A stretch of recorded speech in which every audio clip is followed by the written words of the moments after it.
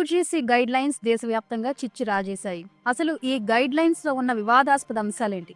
ఈ అంశం దేశవ్యాప్తంగా ఉన్న పొలిటికల్ డైనమిక్స్ కి ఒక కుదుపు అనుకోవచ్చా? బీజేపీ, కాంగ్రెస్ ల ట్రెడిషనల్ ఓట్ బ్యాంక్ లెక్కలను ఈ నిబంధనలు ప్రభావితం చేస్తాయా? సుప్రీంకోర్టు ఈ బిల్లుపై స్టే ఆర్డర్ ఇవ్వడానికి దారితీసిన అంశాలేంటి? యూనివర్సిటీ గ్రాంట్స్ కమిషన్ ప్రవేశపెట్టిన కొత్త నిబంధనలు దేశవ్యాప్తంగా సంచలనం సృష్టించాయి, పెద్ద చర్చకు దారితీశాయి. అలాగే జనరల్ కేటగిరీ విద్యార్థుల ఆగ్రహానికి కారణమయ్యాయి. ఇటీవల యూజీసీ నోటిఫై చేసిన ఈక్విటీ రెగ్యులేషన్స్ దేశవ్యాప్తంగా విద్యార్థులను రెండు వర్గాలుగా చీల్చాయి. సోషల్ మీడియాలోనూ ఈ రెగ్యులేషన్స్ పై పెద్ద చర్చే నడిసింది. ఎస్సీ, ఎస్టీ, ఓబీసీలు యూనివర్సిటీల్లో ఎదుర్కొనే వివక్షకు రక్షణ కవచంగా తీసుకొచ్చిన కొత్త గైడ్ లైన్స్ ని జనరల్ కేటగిరీకి చెందిన విద్యార్థులు తీవ్రంగా వ్యతిరేకిస్తున్నారు. యూజీసీ గైడ్ లైన్స్ అన్యాయంగా ఉన్నాయని జనరల్ కేటగిరీ విద్యార్థులు వాదిస్తున్నారు. ఈ గైడ్ లైన్స్ జనరల్ కేటగిరీ విద్యార్థులను ఇబ్బంది పెట్టేందుకు దుర్వినియోగం చేసే అవకాశం ఉందని వాపోతున్నారు. మరోవైపు ఎస్సీ, ఎస్టీ, ఓబీసీ విద్యార్థులు యూజీసీ గైడ్ లైన్స్ ని ఆహ్వానిస్తున్నారు. యూనివర్సిటీల్లో తాము ఎదుర్కొనే కుల,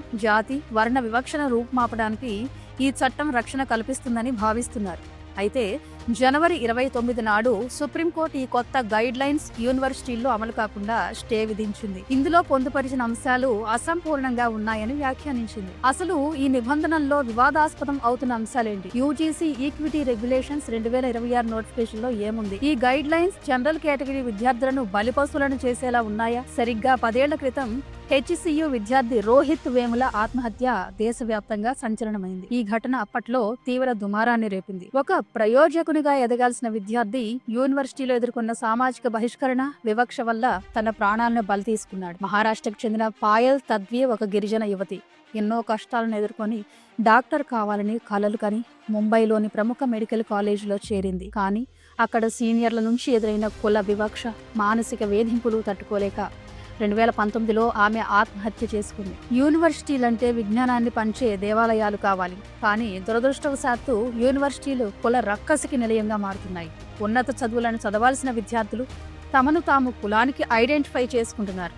ఆధిపత్యం కోసం గ్రూపులుగా విడిపోయి ఒకరిపై మరొకరు దాడులు చేసుకుంటున్నారు. ఈ కుల వివక్షలో ఉపాధ్యాయులు, ప్రొఫెసర్లు, కాలేజీ స్టాఫ్ కూడా భాగమవుతున్న ఉదంతాలు వెలుగు చూస్తున్నాయి. యూనివర్సిటీల్లో కుల వివక్ష కారణంగా వెనుకబడిన సామాజిక వర్గాలకు చెందిన విద్యార్థులు నష్టపోకూడదన్న ఉద్దేశంతో రూపొందించిన విధి విధానాలే ఈ యూజీసీ గైడ్ లైన్స్. వివక్షకు పాల్పడే వారిని త్వరితగతిన శిక్షించడం వల్ల విద్యార్థుల్లో కుల వివక్ష చూపాలన్న భావనను పూర్తిగా నిర్మూలించవచ్చని కేంద్ర విద్యాశాఖ భావించింది. ఇందుకు సంబంధించిన విధానాలను పొందుపరుస్తూ యూజీసీ ఈక్విటీ రెగ్యులేషన్స్ 2026 పేరుతో కొత్త గైడ్ లైన్స్ ను తీసుకొచ్చింది. ఈ యూజీసీ ఈక్విటీ రెగ్యులేషన్స్ నిబంధనలు ఏం చెబుతున్నాయో ఒకసారి చూద్దాం. యూజీసీ కొత్త నిబంధనలు కుల వివక్ష అనే పదాన్ని కొత్తగా నిర్వచించాయి. కుల వివక్ష అంటే కేవలం ఎస్సీ, ఎస్టీ విద్యార్థులే కాకుండా ఓబీసీ విద్యార్థులపై జరిగే వివక్షను కూడా కుల వివక్షగా గుర్తించాలని ఈ గైడ్ లైన్స్ చెబుతున్నాయి. నిజానికి ఇప్పటి వరకు మన విద్యా వ్యవస్థలో ఒక గ్యాప్ ఉండేది. కుల వివక్ష అంటే అది కేవలం ఎస్సీ, ఎస్టీ వర్గాలకు మాత్రమే జరుగుతుందనే ఒక అభిప్రాయం ఉండేది. కానీ క్షేత్రస్థాయిలో పరిస్థితి వేరుగా ఉంటుంది.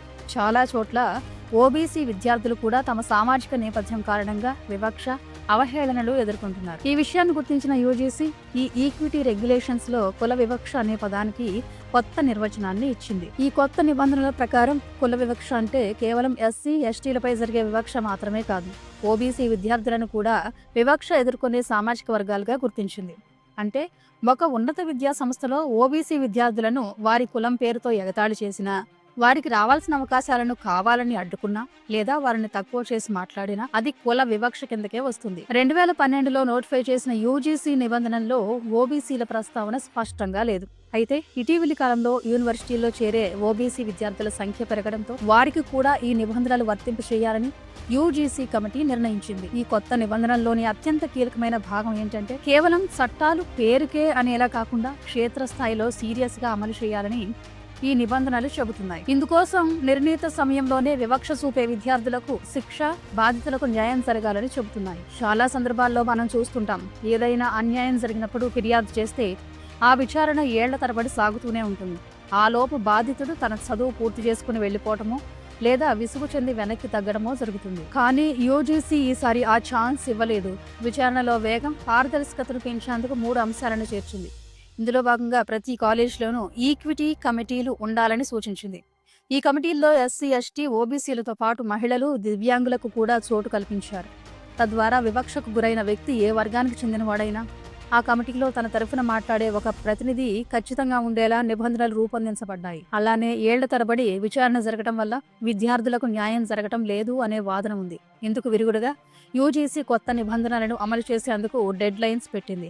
ఫిర్యాదు అందిన క్షణం నుండి కేవలం 15 రోజుల్లోనే మొత్తం విచారణ పూర్తి చేసి నివేదిక ఇవ్వాలని యూనివర్సిటీలను ఆదేశించింది. విచారణలో తప్పు జరిగినట్లు తేలితే 7 రోజుల్లోనే నిందితులపై చర్యలు తీసుకోవాలని సూచించింది. దీనివల్ల 22 రోజుల్లోనే బాధితుడికి న్యాయం జరుగుతుందని ఈ గైడ్ లైన్స్ చెబుతున్నాయి. వివక్షకు పాల్పడిన వారిని వెంటనే కాలేజీ నుండి బహిష్కరించడం, ఒకవేళ నేరం తీవ్రమైనదైతే 3 ఏళ్ల వరకు జైలు శిక్ష వంటి కఠిన శిక్షలను ఈ నిబంధనల్లో పొందుపరిచారు. కఠిన శిక్షలు విధించడం ద్వారా వివక్ష చూపించాలనుకునే వారిని నియంత్రించడమే ఈ నిబంధనల ఉద్దేశంగా కనిపిస్తుంది. అయితే ఈ నిబంధనలు కేవలం విద్యార్థులకే పరిమితం కాకుండా క్యాంపస్లో ఉండే టీచర్లు, నాన్ టీచింగ్ స్టాఫ్, అలాగే యాజమాన్యానికి వర్తింపజేసింది. విద్యార్థుల పట్ల పక్షపాతంగా వ్యవహరించే ప్రొఫెసర్లు, ఆఫీసులో పనిచేసే క్లర్కులు, అటెండర్లు లేదా ఇతర సిబ్బంది విద్యార్థులను కులం పేరుతో ఇబ్బంది పెడితే చర్యలుంటాయి. అలాగే కాలేజీ ప్రిన్సిపల్ లేదా మేనేజ్మెంట్ కమిటీ సభ్యులు కూడా ఈ పరిధిలోకి వస్తారు. కేవలం టీచర్, స్టూడెంట్ మాత్రమే కాకుండా ఒక టీచర్ మరో టీచర్పై లేదా ఒక ఉద్యోగి మరో ఉద్యోగిపై చూపే వివక్షను కూడా విచారిస్తారు.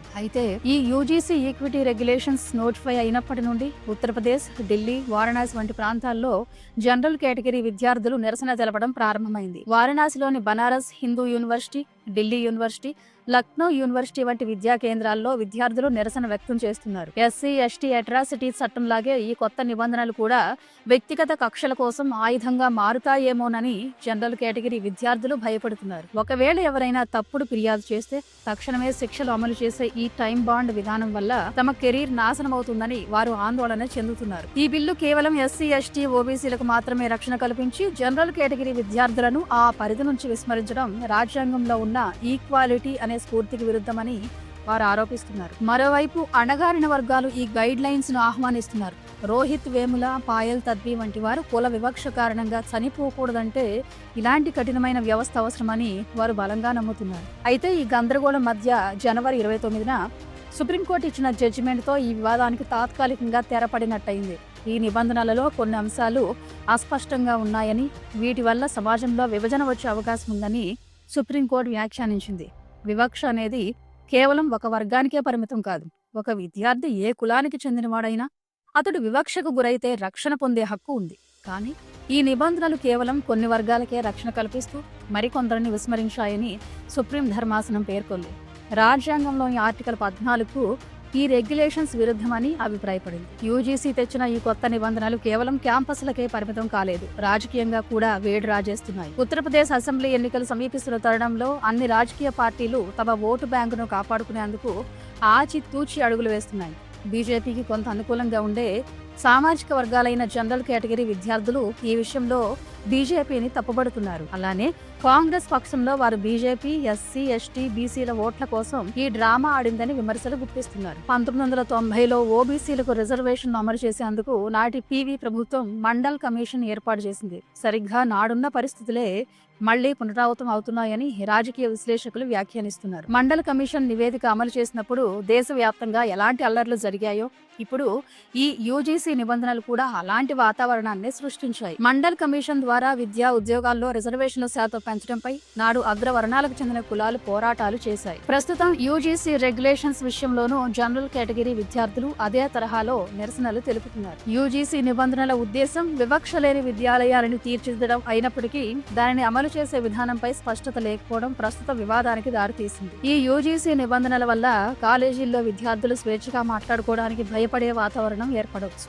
ప్రతి చిన్న విషయాన్ని కుల వివక్షగా చిత్రీకరించే ప్రమాదం ఉందని కొందరి వాదనగా ఉంది. చట్టం అనేది కులాలకు అతీతంగా ఉండాలి. ఎవరికైనా వివక్ష జరిగితే శిక్షించేలా ఉండాలి తప్ప ఒక వర్గానికి మాత్రమే పరిమితం కాకూడదని విశ్లేషకుల మాట. అదే సమయంలో అణగారిన వర్గాల భద్రత కూడా ముఖ్యమే. ప్రభుత్వం అన్ని వర్గాల విద్యార్థులతో చర్చించి అందరికీ ఆమోదయోగ్యమైన నిబంధనలను రూపొందించినప్పుడే యూనివర్సిటీల్లో సామరస్యం నెలకొనే పరిస్థితి ఉంటుంది. Thank you for watching. Please subscribe to Khyati connects.